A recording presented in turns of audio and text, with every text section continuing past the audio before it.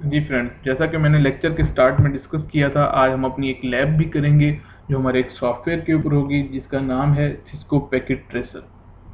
ये software training purpose के लिए बहुत ही अच्छा है। इसके बहुत ज़्यादा अच्छे अच्छे फीचर्स हैं, खासकर उन लोगों के लिए जो नेटवर्किंग में बिल्कुल न्यू हों, वो इसके ऊपर प्रैक्टिस करें, बहुत ज़्यादा करें, ताकि आपको ज़्यादा से ज़्यादा आपकी अंडरस्टैंडिंग बेहतर हो। आज हम इसके ऊपर अपनी लैब भी स्टार्ट करेंगे, लेकिन उससे पहले मैं आपको बता दूं कि आप इसको कैसे इंस्टॉल कर सकते हैं और कैसे डाउनलोड कर सकते हैं। आप सबसे पहले गूगल पे जाएं और गूगल पे लिखें Cisco packet tracer free download. आपके पास डिफरेंट लिंक्स आ जाएंगे, आप वहां से इसको फ्री डाउनलोड कर सकते हैं। फ्री डाउनलोड के बाद सिंपल आपने इसको क्या करना है, इंस्टॉल के लिए जैसे आप किसी भी सॉफ्टवेयर को इंस्टॉल करते हैं उसकी एक्जी फाइल के ऊपर रन करके और उसके प्रोसेस में चले जाते हैं, इंस्टॉलेशन प्रोसेस में, और उसमें सिर्फ नेक्स्ट नेक्स्ट आपने इसको कंटिन्यू करके इसको इंस्टॉल कर लेना है। इसमें कोई रॉकेट साइंस नहीं है, कोई आपको एक्स्ट्रा चीज़ नहीं देनी पड़ेगी, सिर्फ आपने उसके by default next next features को आपने ऐड करना प्रेस करना है और आगे कंटिन्यू कर देना है इंस्टॉलेशन को। इंस्टॉलेशन के बाद आपके पास सिस्को पैकेट ट्रेसर का एक आइकन आ जाएगा आपके डेस्कटॉप पे। जब आप उसको क्लिक करेंगे तो आपके पास ये स्क्रीन जो आपको शो हो रही है ये आपके पास ओपन होगी। इस स्क्रीन में बेसिकली आपके पास ये जो बिल्कुल लेफ्ट साइड पे बिल्कुल नीचे की तरफ कॉर्नर में डिफरेंट चीज़ें नज़र आ रही हैं। इनमें आपके पास राउटर्स हैं, स्विचेस हैं, हब्स हैं, वायरलेस डिवाइसेस और लास्ट में कनेक्शंस एंड डिवाइसेस। जिस भी चीज़ के ऊपर आप क्लिक करेंगे उसके मज़ीद ऑप्शंस आपको यहाँ पे मज़ीद नज़र आएंगे। आप यहाँ से वो डिवाइस सिलेक्ट कर सकते हैं। इसके और बहुत सारे फीचर्स हैं जो हम आहिस्ता आहिस्ता डिस्कस करेंगे जिस तरह से हम अपनी लैब को आगे बढ़ाएंगे। सबसे पहले हम देखते हैं कि हमने कम्युनिकेशन प्रोसेस पढ़ा था दो कंप्यूटर्स के दरमियान। मैं क्या करता हूँ, एंड डिवाइसेस के ऊपर मैंने क्लिक किया, उसके बाद फर्स्ट कंप्यूटर को मैंने यहाँ से करके ड्रैग कर लिया दोनों कंप्यूटर्स को। अब दोनों कंप्यूटर्स के दरमियान मुझे कनेक्टिविटी चाहिए, तो मैं केबल्स कनेक्शंस के ऊपर क्लिक करूंगा। यहाँ पे डिफरेंट केबल्स आ जाएंगी, क्योंकि मैंने आपको केबल्स की अभी डिफरेंट कैटेगरीज नहीं बताई, स्टेट, थ्रू, क्रॉस ओवर, तो इसीलिए अभी मैं सिर्फ ऑटोमेटिक चूज कर रहा हूँ, क्योंकि ये जो केबल्स का जो एक पूरा लेक्चर है वो CCNA राउटिंग एंड स्विचिंग में पढ़ाया जाता है। इसलिए मैं सिर्फ अभी ऑटोमेटिकली चूज के ऊपर क्लिक करके दोनों कंप्यूटर्स के NIC कार्ड्स के दरमियान केबल लगा रहा हूँ। ये देखिए आपको बस ये साइन शो हो रहा होगा, यहाँ पे ये वाला साइन क्रॉस ओवर का है, दोनों कंप्यूटर्स के दरमियान यानी क्रॉस ओवर केबल हमारे पास यूज हो रही है। अच्छा, उसके बाद मैंने आपको कम्युनिकेशन के लिए बताया था कि आपको दो चीज़ों की ज़रूरत है। First one MAC address, second IP address. अब मैक एड्रेस जो है बेसिकली बिल्ट इन होता है, IP एड्रेस आपको असाइन करने पड़ते हैं। उसको मैंने आपको बताया था कि आप कंप्यूटर के ऊपर कैसे असाइन कर सकते हैं। आप जिस तरह असाइन मैंने आपको बताया था आप उसी तरह असाइन करेंगे, लेकिन ये क्योंकि ये एक सॉफ्टवेयर है, इसके अंदर हमें इसके ऊपर क्लिक करके डेस्कटॉप में जाना पड़ेगा और IP कॉन्फ़िगरेशन में IP एड्रेसेस असाइन करने पड़ेंगे। कोई भी IP असाइन कर दें। अभी हम टेस्टिंग कर रहे हैं, सिर्फ मैंने ये एक IP की रेंज ली और IP असाइन कर दिया। सेम इसी तरह इस साइड पे भी IP की एक रेंज ली और मैंने यहाँ पे भी IP असाइन कर दिया। अब हम क्या करेंगे, इसके कमांड लाइन में जाएंगे। कमांड लाइन बेसिकली आप ये RUN लिखा हुआ है, आप रन में जाके CMD लिखेंगे तो आपके पास कमांड लाइन ओपन हो जाएगी। मैं आपको दिखा भी देता हूँ कि ये आपके पास जिस तरह आप रन ओपन करेंगे, यहाँ पे CMD लिखेंगे तो आपके पास इस तरह कमांड लाइन ओपन हो जाएगी। इसी तरह इस पे जब हम कमांड लाइन को ओपन करेंगे तो आपके पास ये ओपन हो जाएगा। यहाँ पे मैं देखता हूँ R-A, यहाँ पे देखें कि R की कोई भी एंट्री नहीं है, यानी जो R एड्रेस रेजोल्यूशन प्रोटोकॉल है वो अभी तक रन ही नहीं हुआ, हमारी कम्युनिकेशन स्टार्ट ही नहीं हुई। मैंने आपको बताया था कम्युनिकेशन स्टार्ट होने से जिस तरह ही होगी उसी वक्त R ब्रॉडकास्ट होगी और R मैक एड्रेसेस की इंफॉर्मेशन और IP एड्रेसेस की इंफॉर्मेशन का एक टेबल जनरेट करेगा और उसकी बेस पे फिर नेक्स्ट कम्युनिकेशन को स्टार्ट करवाएगा। तो अभी तक हमारे पास कोई कम्युनिकेशन स्टार्ट नहीं हुई। अब क्या करते हैं, ये हमारे पास रियल टाइम सिमुलेशन है, इस पे मैंने क्लिक किया। यहाँ से एडिट फिल्टर, यहाँ पे सारे प्रोटोकॉल्स आपको नजर आ रहे हैं जो आप देख सकते हैं कम्युनिकेशन के दरमियान यूज होते हैं। मुझे सिर्फ यहाँ पे भी चाहिए एड्रेस रेजोल्यूशन प्रोटोकॉल और ICMP प्रोटोकॉल। ICMP बेसिकली दोनों पैकेट्स के दरमियान पिंग की कनेक्टिविटी को चेक करता है। Internet control message protocol ping की कनेक्टिविटी को चेक करता है। अब मैंने क्या किया, ये एक पैकेट लिया, यहां से मैंने कहा कि ये पैकेट इधर सेंड हो। ठीक है, अब देखें जिस तरह ही मैंने एक पैकेट अटैच किया तो यहाँ पे आप सिमुलेशन पैनल में देख रहे हैं कि दो कम्युनिकेशन स्टार्ट हो गई, ICMP की, एक ARP की। ठीक है, सबसे पहले मैं कैप्चर एंड फॉरवर्ड करता हूँ। ये मेरे पास एक पैकेट सेंड हुआ। सबसे पहले क्या हुआ, ARP का पैकेट। मैं ARP के पैकेट को ओपन करता हूँ, यहाँ से देखता हूँ कि देखें इन लेयर में जब मेरे पास PC 0 में क्या हुआ कि सोर्स मैक उसके पास था, डेस्टिनेशन मैक नहीं था, उसने FFF जनरेट यानी ब्रॉडकास्ट मैक एड्रेस जनरेट किया। सोर्स IP उसके पास था, डेस्टिनेशन IP उसके पास था, क्योंकि डेस्टिनेशन IP मैंने खुद दिए थे। ठीक है, लेकिन डेस्टिनेशन मैक उसने बेसिकली फाइंड करना था। ये उसने उसकी ब्रॉडकास्ट उस पर इस तरह उसने पैकेट सेंड किया इस फॉर्म में। जिस तरह ही वो सेकंड PC के पास पहुंचा, उसने क्या किया कि देखा कि ये IP बेसिकली मेरा है, उसने क्या किया अपना डेस्टिनेशन मैक लिखा। ठीक है, उसके बाद डेस्टिनेशन मैक जहां से पैकेट आया था उसका लिखा, ये देखेंगे 009 अब उसने यहाँ पे लिखा है। अब सोर्स, क्योंकि ये रिप्लाई कर रहा है बेसिकली पैकेट, सोर्स IP इसका अपना IP खुद बन गया।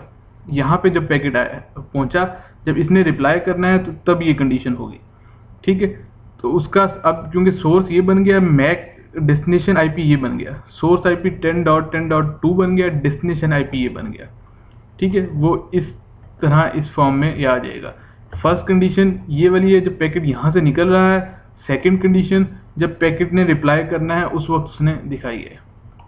अब नेक्स्ट हम देखेंगे, नेक्स्ट क्या हुआ कि उसने ARP के पैकेट को दोबारा सेंड किया इसकी तरफ। और ये देखें, मैं आपको ये दिखाता हूँ कि ये ग्रीन वाले को देखें। अब देखें कि आपके पास जिस तरह ही पैकेट पहुंचा तो उसके पास क्या इंफॉर्मेशन आ गई, सोर्स IP भी आ गया, डेस्टिनेशन IP भी आ गया। ठीक है, सोर्स IP जो 10.10.2 का था, डेस्टिनेशन IP 10. यानी जो पैकेट उसके पास रिसीव हुआ। ठीक है, और सोर्स मैक भी पहुंच गया, डेस्टिनेशन मैक भी। अब उसके पास चारों चीजें कंप्लीट हो गई बेसिकली। ठीक है, ये इस पैकेट को भी देख लेते हैं किसने क्या किया है। बेसिकली सोर्स मैक और डेस्टिनेशन मैक को फाइंड कर लिया है जो ICMP का अब ये पैकेट जनरेट करेगा सोर्स मैक और IP और डेस्टिनेशन मैक की बेस पे। यहाँ से मैं दोबारा इसको क्लिक करता हूँ, इसमें एंट्री देखता हूँ कि ARP की एंट्री आई है नहीं आई। देखें 10.10.10.2 का आपके पास मैक एड्रेस यहाँ पे शो कर रहा है। इसका मतलब कि आपके पास एड्रेस की मैक एड्रेस की जो रेजोल्यूशन थी, रिजॉल्व होना था, वो कंप्लीट हो चुका है। अब जब आप कैप्चर करेंगे तो अब जो पैकेट सेंड होगा, ये देखें ये ब्राउन कलर में, इसका मतलब ये अब सिर्फ ICMP का पैकेट है। यहाँ पे आप देख सकते हैं ब्राउन कलर में ICMP का पैकेट है। अब ICMP के पैकेट को आप ओपन करेंगे तो आप देखेंगे कि लेयर 3 पे source IP destination IP, layer 2 पे सोर्स मैक डेस्टिनेशन मैक। इसी तरह जब उसके पास रिप्लाई के लिए जाएगा तो destination IP source IP complete information होगी और इनकी कम्युनिकेशन आपस में स्टार्ट रहेगी। ठीक है, इसी तरह आप इसके कंप्लीट प्रोसेस को देख सकते हैं। ये आपके पास उनके रिप्लाई की पैकेट्स आएगी, इंफॉर्मेशन आएगी। सबसे पहले ARP की वजह से क्या हुआ, सोर्स डेस्टिनेशन मैक का मसला हल हुआ। उसके बाद आपके पास ICMP यानी पिंग आप जिसे कह सकते हैं कि उसकी इंफॉर्मेशन कंप्लीट हुई। तो ये एक छोटा सा प्रोसेस था दो कंप्यूटर्स के दरमियान। जब भी कम्युनिकेशन स्टार्ट करेंगे सबसे पहले ARP उनका मसला रिजॉल्व करेगा, उसके बाद आपकी कम्युनिकेशन स्टार्ट रहेगी नेक्स्ट आगे कंटिन्यू में। ठीक है, इसी तरह अब हम देखते हैं कि हमने हब के बारे में पढ़ा था कि हब कम्युनिकेशन प्रोसेस दो कंप्यूटर्स के दरमियान। अब हम डिस्कस करते हैं कि कम्युनिकेशन प्रोसेस कैसे हब एंड स्विचेस यूज करते हुए होता है। बेसिकली सबसे पहले हम हब सेलेक्ट करेंगे, यहाँ पे हब सेलेक्ट किया, एंड डिवाइसेस में कंप्यूटर्स को हमने अटैच किया। 4 हम कंप्यूटर्स ले रहे हैं और कनेक्शंस में जाके हमने क्या किया, कनेक्टिविटी उनकी हब के साथ कनेक्टिविटी कर दी। ये जो आप डार्क कलर की लाइन देख रहे हैं, इसके अंदर देखें डार्क कलर की line copper straight through cable है, यानी स्विच यानी हब और PC के दरमियान स्ट्रेट थ्रू केबल यूज हो रही है। ठीक है, ये मैंने चारों कनेक्ट कर दिए। उसके बाद मैंने कम्युनिकेशन के लिए आपको बताया था कि कम्युनिकेशन के लिए दो चीज़ें रिक्वायर्ड होती हैं, एक आईपी और दूसरा क्या चीज़ है हमारे पास, मैक एड्रेस। तो हम सबसे पहले आईपी एड्रेस असाइन करेंगे सब कंप्यूटर्स पर। ये मैं आईपी एड्रेस असाइन कर रहा हूँ, किसी भी रेंज का आप असाइन करके टेस्ट कर सकते हैं।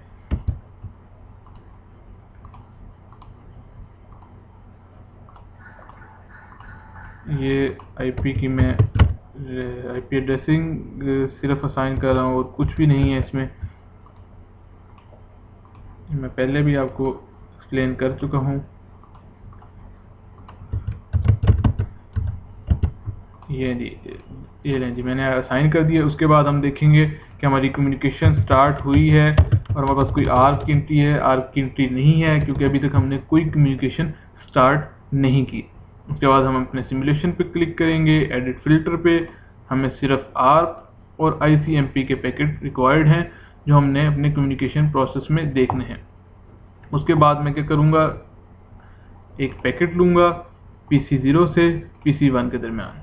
अब देखें PC0 से PC1 के दरमियान जब मैंने पैकेट को क्लिक किया तो मेरे पास एक पैकेट को क्लिक किया तो मेरे पास ऑटोमेटिकली दो पैकेट आ गए, एक ICMP का पैकेट और आर्क का पैकेट। ICMP ब्लू कलर में शो हो रहा है और आर्क का पैकेट ग्रीन कलर में शो हो रहा है। तो जब हम कैप्चर फॉरवर्ड करके देखेंगे कि कम्युनिकेशन कैसे कैसे बेसिकली स्टेप बाय स्टेप कैसे हो रही है। सबसे पहले मैं कैप्चर एंड फॉरवर्ड पर क्लिक करूंगा। देखें सबसे पहले पैकेट क्या हुआ, आया हब के पास। यहाँ से इस पैकेट को ओपन करके देखें, सिर्फ आपके पास पैकेट अभी आया है, ठीक है। जब आप यहाँ से हब के पास आया तो हब ने इसको कैसे परफॉर्म किया, दोबारा कैप्चर एंड फॉरवर्ड किया। देखें अब हब ने क्या किया, इसको ब्रॉडकास्ट कर दिया, आर्क की रिक्वेस्ट को ब्रॉडकास्ट कर दिया, ठीक है, सब पीसीस के ऊपर। ये देखें ये आपके पास दो पीसीस के ऊपर क्रॉस का निशान नजर आ रहा है क्योंकि जो आपके पास डेस्टिनेशन आईपी था वो इसका था, PC1 का था, बाकियों का नहीं था। तो उसने क्या किया, जब पीसी ने देखा कि डेस्टिनेशन आईपी मेरा नहीं है तो उनको डिस्कार्ड कर दिया। ये देखें डेस्टिनेशन मैक FFF है, ठीक है, और डेस्टिनेशन आईपी ये है। डेस्टिनेशन मैक FFF है, ब्रॉडकास्ट है, और डेस्टिनेशन आईपी आपके पास 1.1.3 है। इसको जब पता चला कि डेस्टिनेशन आईपी 1.1.3 है, इसने क्या किया, एक रिप्लाई पैकेट को दोबारा जनरेट किया और उसने कहा कि मेरा जो मैक है इस डेस्टिनेशन आईपी का, यानी इस रोल नंबर का ये जो मैक है वो ये वाला है, ठीक है। उसने एक पैकेट जनरेट किया। अब उसने अपने आप को सोर्स आईपी बनाया 1.1.1.3, डेस्टिनेशन आईपी 1.1.1, यानी क्योंकि ये पैकेट 1.1.1 से आया था उसने उसको डेस्टिनेशन आईपी में रखा और चारों चीज़ें कंप्लीट करके पैकेट को दोबारा सेंड करने की नेक्स्ट परफॉर्म करेगा। दोबारा आपने इसको किया, जब इसने ये दोबारा इसके पास पैकेट सेंड किया, देखें जिस तरह ही डिवाइस के पास अब दोबारा पैकेट पहुंचा, अब देखते हैं वो क्या करेगा। ये देखें अब हब ने क्या किया, हालांकि उसके पास चारों चीज़ें थी लेकिन हब ने दोबारा इसकी ब्रॉडकास्ट कर दी। दोबारा अपनी पोर्ट के अलावा जिस पोर्ट से वो पैकेट सेंड हुआ था उसने क्या किया कि दोबारा इसकी ब्रॉडकास्ट कर दी कि पैकेट किसका है वो देख ले। यानी सबके पास आर्क की ब्रॉडकास्ट गई, बाकी इसके पास क्या गई, सिर्फ ICMP की पैकेट PC0 के पास गई। दोबारा इसको ओपन करके देखते हैं। ये देखें डेस्टिनेशन आईपी भी सारी चीज़ें चारों हैं लेकिन इसने ब्रॉडकास्ट कर दी। ब्रॉडकास्ट की डेस्टिनेशन ये देखें ब्रॉडकास्ट, ये आपको शो हो रहा है। अब क्योंकि ये पैकेट इनके लिए नहीं था तो उसने क्या किया, ना इसके पास ना इनका सोर्स था, ना सोर्स डेस्टिनेशन आईपी था, ना डेस्टिनेशन मैक सेम था, तो उसने उन पैकेट्स को ड्रॉप कर दिया। जबकि इधर क्या हुआ कि सोर्स मैक और डेस्टिनेशन मैक मैच करके उसने इस पैकेट को रिसीव कर लिया। अब नेक्स्ट देखते हैं जी, क्योंकि अब आपके पास इसमें एंट्री आ गई है, आर्क टेबल में इसकी एंट्री आ गई होगी। ये देखें 1.1.1.3 की आर्क टेबल में एंट्री आ गई है। अब तो यानी इसके पास इसका मैक आ गया है, चारों चीज़ें। अब इसको डायरेक्ट इससे कम्युनिकेट करना चाहिए था नॉर्मल केस में, लेकिन अब कैसे करता है अब मैं आपको दिखाता हूँ। देखिए इसने पैकेट को सेंड किया, आईपी पैकेट को, ठीक है, यानी डेस्टिनेशन के लिए, क्योंकि इसके पास चारों चीज़ें हैं। अब ICMP के पैकेट को सेंड किया क्योंकि इसने बेसिकली आर्क का मैकेनिज्म ख़त्म हो गया है PC1 के लिए, क्योंकि उसके पास डेस्टिनेशन मैक आ चुका है। आर्क का मैकेनिज्म डेस्टिनेशन मैक आने तक परफॉर्म होगा, उसके बाद नहीं होना चाहिए परफॉर्म। लेकिन हब अब देखते हैं कि जब उसके बाद ICMP का पैकेट आया तब उसने क्या किया, क्या वो डायरेक्ट PC1 को सेंड करता है या कुछ और परफॉर्म करता है। नहीं जी, आगे हम देखते हैं। ये देखें, अब इसने क्या किया, इसको हालांकि पता था कि PC1 का जब पैकेट PC0 से निकला उसको पता था कि PC1 का पैकेट है, ये उसके पास चारों चीज़ें हैं। लेकिन क्योंकि हब अनइंटेलिजेंट डिवाइस है, जिस तरह ही हब के पास पहुंचता है वो अपनी चारों बाकी सारी पोर्ट्स पे सेंड कर देता है। जिस तरह ही बाकी पीसी इसको रिसीव करते हैं वो देखते हैं कि ये तो मेरा पैकेट ही नहीं है, वो उनको डिस्कार्ड कर देते हैं और जिसका वो पैकेट होता है वो उसको रिसीव कर लेता है। अब ये बेसिकली मैकेनिज्म था इसके अंदर जो यूज होता था हब के अंदर। हब हमेशा जिस तरह से पैकेट पहुंचता था ये उसको ब्रॉडकास्ट कर देता था। ये देखें, फिर उसने ब्रॉडकास्ट किया और उसने डिस्कार्ड कर दिया और उसके पास पहुंच गया। तो ये बेसिकली हब के अंदर परफॉर्म होता था मैकेनिज्म एक नॉर्मल यूज के अंदर। अब इसमें मसला ये आता था कि जिस तरह ही दो से ज्यादा कंप्यूटर सेम टाइम पे जब पैकेट सेंड करते थे तब क्या होती थी, कोलिजन क्रिएट हो जाती थी। और आपके पास जिस तरह ही हब के पास डाटा पहुंचता था हब ब्रॉडकास्ट करता था और कोलिजन हो जाती थी। हम देखते हैं कोलिजन कैसे होती थी, दोबारा परफॉर्म करके देखते हैं।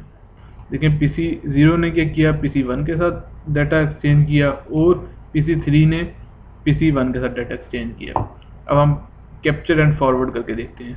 पैकेट आए हब के पास, हब ने क्या किया, दोनों को ब्रॉडकास्ट किया और ये दोनों ब्रॉडकास्ट हुए।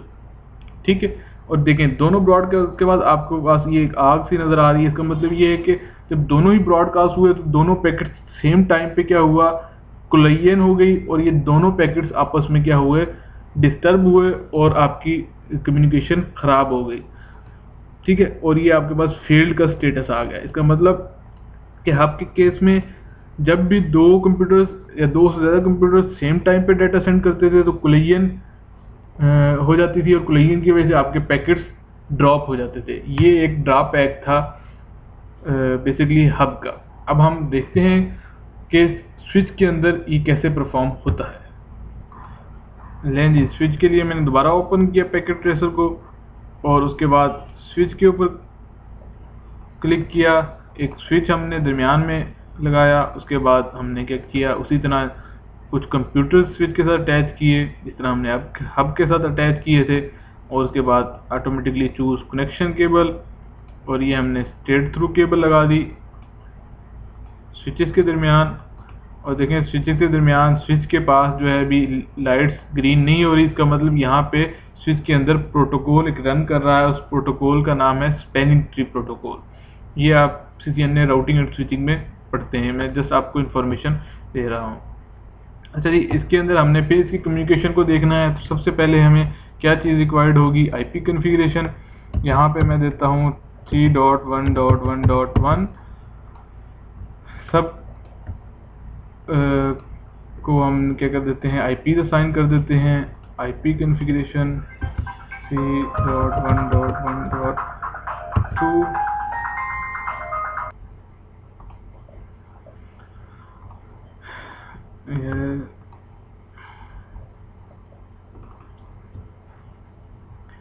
ये लें जी, इसका भी हम IP असाइन कर देते हैं 3.1.1.4। सबके IP हमने आई थिंक असाइन कर लिए हैं। इसका रह गया है 3.1.1.3। मैं एक बार सबके IP चेक कर लूँ अगेन। 1 वाला है इसका 2 है, ठीक है, इसका 3 है और इसका 4। चलिए अब हम देखते हैं कि हमारे पास कोई एंट्री नहीं है क्योंकि अभी तक हमने कम्युनिकेशन स्टार्ट ही नहीं की। बेसिकली जैसे हमने हब में और दो कंप्यूटर्स के दरमियान प्रोसेस देखा था, सेम इसी तरह हम इसके अंदर भी देखेंगे। सबसे पहले हम सिमुलेशन को स्टार्ट करते हैं। तमाम प्रोटोकॉल ऑन हैं, सबको ऑफ करके हम सिर्फ दो प्रोटोकॉल ARP और ICMP को सिलेक्ट करते हैं। उसके बाद मैं क्या करता हूँ, सबसे पहले कम्युनिकेशन स्टार्ट करता हूँ PC0 से PC2 के दरमियान।